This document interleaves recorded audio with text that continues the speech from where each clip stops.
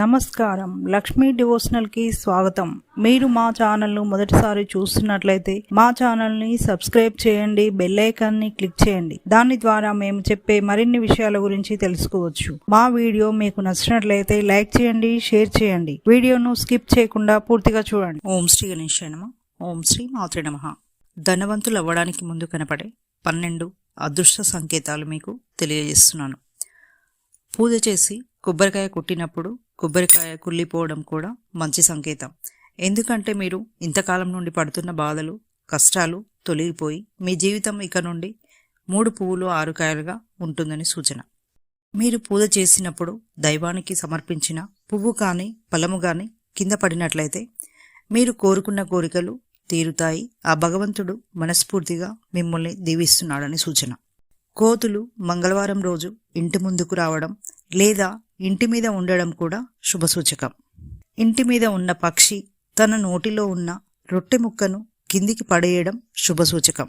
మనం దైవానికి వెలిగించిన దీపం నుండి ఎక్కువగా కాంతి రావడం, చప్పుడు రావడం చాలా మంచిది.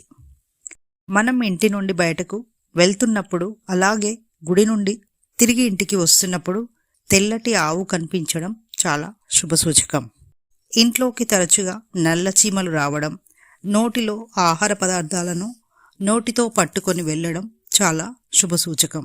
మనం గుడిలో కానీ ఇంట్లో పూజ చేసుకొని కానీ కొబ్బరికాయ కొట్టినప్పుడు ఆ కొబ్బరికాయలో పువ్వు రావడం చాలా శుభప్రదం. మనం కుంకుమ పెట్టుకున్నప్పుడు పొరపాటున కుంకుమ కింద పడిపోవడం కూడా చాలా శుభసూచకం. మనం నెమలి నాట్యం చేస్తుండగా చూసినట్లయితే ఇది కూడా చాలా శుభసూచకం.